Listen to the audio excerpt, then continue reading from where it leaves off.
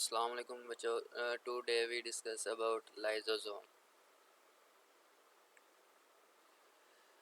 Lysosome और cytoplasmic organelles. कहता है कि लाइसोसोम एक ऑर्गेनेलिज है और ये कहाँ पाई जाती है? ये सेल के साइटोप्लाज्म में पाई जाती है।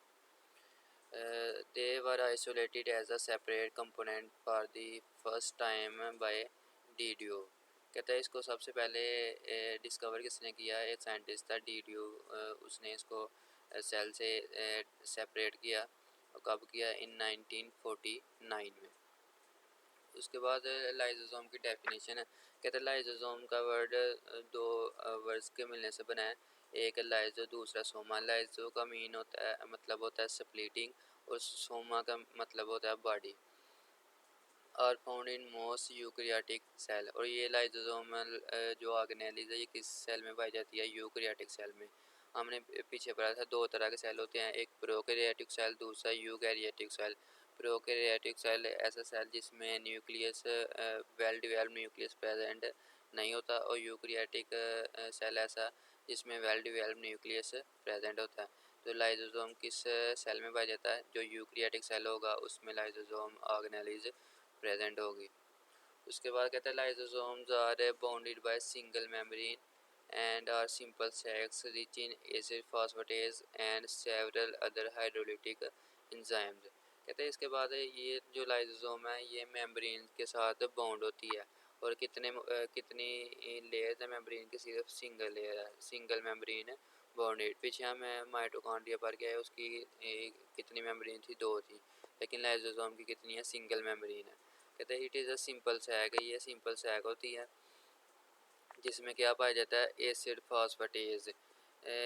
किसी भी लफ्ज़ के अगर एंड पे एज लग जाता है तो उसका मतलब है ये इंजाइम का नाम है। ठीक है, किसी भी इंजाइम को शो करने के लिए हम वर्ड के एंड पे एज यूज़ करते हैं, जो इसको रिप्रेजेंट करता है, इंजाइम को रिप्रेजेंट करता है। कहते हैं इसमें कौन से इंजाइम पाए जाते हैं? Acid phosphatase and several other hydrolytic enzyme. कहते हैं इसके अलावा और भी बहुत सारे हाइड्रोलिटिक इंजाइम पाए जाते हैं। These enzymes are synthesized on rough endoplasmic reticulum। कहते हैं ये एंजाइम बनते कहाँ? ये रफ एंडोप्लाज्मिक रेटिकुलम में बनते हैं। और उसके बाद गोल्गी apparatus में ये प्रोसेस होते हैं। These process enzymes are bodied of as Golgi vesicles and are called primary lysosome। ये थी लाइसोसोम की डेफिनेशन। अगर आपसे क्वेश्चन पूछता है what is mean by lysosome, तो ये आपने बताना है कि लाइसोसोम का लफ्ज़ दो वर्ड्स पर मुश्तमिल है। लाइजो का मीन स्प्लिटिंग और सोमा का मीन बॉडी। क्या मतलब होता है बॉडी स्प्लिटिंग? मतलब कि ये इसका फंक्शन में देखते हैं कि लाइजोसोम का मतलब क्या होता है। ये जब फंक्शन बढ़ते हैं तो उसमें एक्सप्लेन हो जाएगा। उसके बाद कहता है कि ये किन सेल में पाई जाती है? ये यूकैरियोटिक सेल में पाई जाती है। उसके बाद बता रहा है कि इसकी ये कितनी मेम्ब्रेन बाउंडेड है? ये सिंगल मेम्ब्रेन बाउंडेड ऑर्गेनेलिज है। उसके बाद कहता है ये सिंपल सैक होती है जिसमें क्या पाया जाता है? एसिड फॉस्फेटेज और दूसरे हाइड्रोलिटिक एंजाइम पाए जाते हैं। उसके बाद बताता है कि ये जो एंजाइम है, जो लाइसोसोम में एंजाइम पाए जा रहे हैं, वो बनते कहाँ हैं? वो रफ एंडोप्लाज्मिक रेटिकुलम में बनते हैं। रफ एंडोप्लाज्मिक रेटिकुलम में बनने के बाद ये गाल्गी apparatus की तरफ भेजे जाते हैं। गाल्गी apparatus से ये मॉडिफाई हो गए। गाल्गी apparatus से जब ये बर्ड ऑफ होंगे तो इसको हम किसका नाम देंगे? Primary lysosome. ये होगी लाइसोसोम की definition. Lysosome contain those enzymes which can digest phagocytosed food particles। कहते हैं ये जो एंजाइम होते हैं इनका काम क्या होता है? ये फूड पार्टिकल्स की डाइजेशन में हेल्प करते हैं। फैगोसाइटोज पीछे पढ़ के आए हैं कि अगर हम सेल सॉलिड मटेरियल को अपने अंदर लेके जाता है तो उसे क्या बोलते हैं? Phagocytosis. Then function of lysosome. कहता है any foreign object that gains entry into the cell is immediately engulfed by the lysosome and is completely broken into simple digestible pieces. This process is known as phagocytosis, eating process of cell. कहता है कि cell के अंदर कोई भी बाहर से material जाएगा, फूड पार्टिकल्स हो या कोई भी और चीज़ हो, तो सबसे पहले जैसे ही वो सेल के अंदर इंटर होगा, लाइसोसोम इसको क्या करेगा? इनगल्फ कर लेगा, अपने अंदर ले लेगा। अपने अंदर लाइसोसोम इंटर करने के बाद उसकी जो बाहर से मटेरियल आया, फॉरेन ऑब्जेक्ट आया, उसको और डाइजेस्ट करना शुरू कर देगा। डाइजेस्ट कैसे करेगा? लाइसोसोम में फॉरेन मटेरियल के ऊपर इंजाइम सक्रिएट करेगा। इंजाइम कौन से होते हैं? इसके पास डाइजेस्टिबल इंजाइम होते हैं जो इस फॉरेन ऑब्जेक्ट को फॉरेन ऑब्जेक्ट की ब्रेक डाउन शुरू कर देंगे। तो इस प्रोसेस को हम किसका नाम देते हैं? Phagocytosis, eating process of a cell. They are also involve in autophagy. कहते हैं लाइसोसोम ऑटोफैगी में भी इन्वॉल्व होते हैं। आपसे क्वेश्चन पूछा जाता है what is mean by autophagy. तो ऑटो का मतलब होता है सेल्फ और फैगी मीन ईटिंग।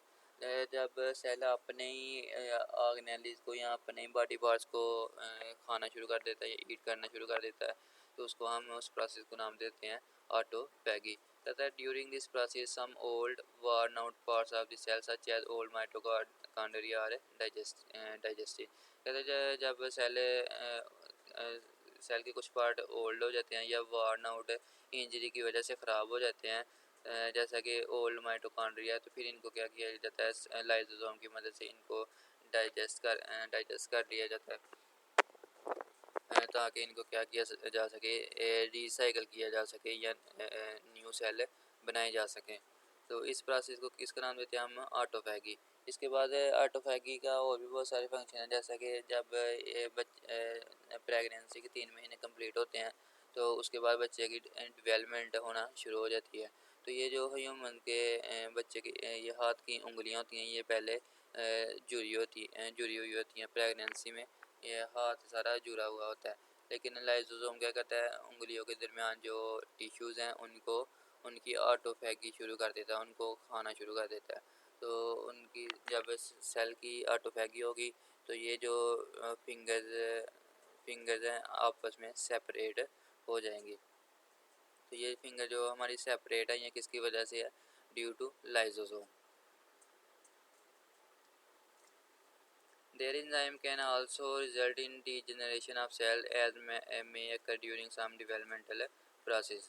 कहता है यही बता रहा है कि ये एंजाइम डीजेनरेशन ऑफ सेल में भी सेल को ईटिंग में भी हेल्प करते हैं। जैसा कि डेवलपमेंटल प्रोसेस, जब प्रेगनेंसी में 3 महीने के बाद बच्चे की डेवलपमेंट शुरू होती है तो इधर लाइसोसोम क्या करना शुरू कर देता है? Degeneration of the cell. चौथा फंक्शन है lysosome are also release enzyme for extra cellular digestion. कहता है अगर इन सेल ने सेल से बाहर डाइजेशन करनी है तो लाइसोसोम के जो एंजाइम होते हैं वो सेल से बाहर भेजे जाते हैं जो कि एक्स्ट्रा सेलुलर डाइजेशन में हेल्प करती हैं। ये 4 फंक्शन थे। पहला कौन सा था? कोई भी बाहर से मटेरियल आता है तो लाइसोसोम उसको क्या करता है? ब्रेक डाउन करके उसकी डाइजेशन कर देता है। उसके बाद दूसरा प्रोसेस था कि सेल ऑटोफैगी करता है कि अगर कोई इंजरी की वजह से सेल की डेथ हो किसी सेल के ऑर्गेनेल या दूसरे पार्ट की डेथ हो गई है या वो बूढ़े हो चुके हैं तो सेल उनको क्या करता है? ऑटोफैगी करता है, उनकी सेल्फ हीटिंग करता है, उनको डाइजेस्ट कर देता है, उनको ख़त्म कर देता है ताकि या तो उसको रिसाइकल किया जा सके या उसकी जगह कोई न्यू ऑर्गेनेल या न्यू पार्ट बनाया जा सके। तीसरा फंक्शन था कि लाइसोसोम डेवलपमेंटल स्टेजेस में भी हेल्प करता है, जैसा कि बच्चे की जो उंगलियां होती हैं वो पहले जुड़ी होती हैं लेकिन बाद में लाइसोसोम की वजह से वो क्या हो जाती हैं? आपस में सेपरेट हो जाती हैं। इसी तरह चौथा फंक्शन है कि lysosome are also release enzyme for extracellular digestion. Then we discuss about congenital diseases or storage diseases। कहते हैं several congenital diseases have been found to be due to accumulation within the cell of substances such as glycogen and various glycolipid। These are called storage diseases। कहता है कि congenital disease या storage disease कैसे होती हैं? Due to accumulation within the cell of the substance. कहता है cell के अंदर कुछ मटेरियल, अकोमोलेशन का मतलब होता है इकट्ठा होना। सेल के अंदर कुछ मटेरियल सब्सटेंस या मटेरियल इकट्ठा होना शुरू हो जाता है जिसकी वजह से कौन सी डिजीज़ होती हैं? Storage disease. और कौन सा मटेरियल स्टोर होगा? ग्लाइकोजन या वेरियस ग्लाइकोलिपिड। सेल के अंदर ग्लाइकोजन या ग्लाइकोलिपिड अकामुलेट होना शुरू हो जाता है, इकट्ठा होना शुरू हो जाता है जिसकी वजह से बीमारी होती हैं स्टोरेज डिजीज़। और ये स्टोरेज डिजीज़ होती हैं क्यों हैं? due to mutation produced by a mutation that affect one of the lysosomal enzyme involved in the catabolism of certain substances।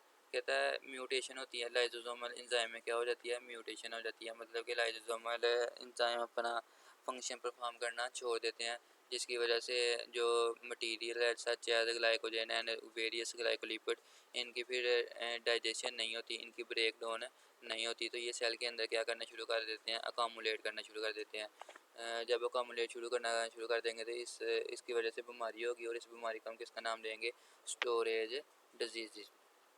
ठीक है, स्टोरेज डिजीज़ क्यों हो रही है, due to mutation in the lysosomal enzyme. Mutation से क्या होगा, लाइजोसोमल enzyme की जो फंक्शनैलिटी है वो ख़त्म हो जाएगी, और चीज़ों की ब्रेक डाउन होना स्टॉप हो जाएगी, जिसकी वजह से वो सब्सटेंसेस सेल के अंदर अकामुलेट होना शुरू हो जाएंगे, जिसकी वजह से डिफरेंट स्टोरेज डिजीज़ होंगी। एग्जांपल देख लेते हैं इसकी। पहली एग्जांपल है glycogenesis type 2।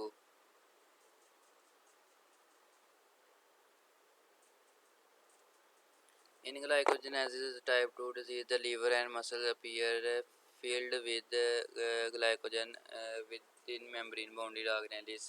In this disease, an enzyme that degrades glycogen to glucose is absent। कहते हैं ग्लाइकोजेनेसिस टाइप 2 में क्या होता है कि लीवर और मसल के सेल में ग्लाइकोजन स्टोर होना शुरू हो जाता है, तो जिसकी वजह से कौन सी डिजीज़ होती है, ग्लाइकोजेनेसिस टाइप 2।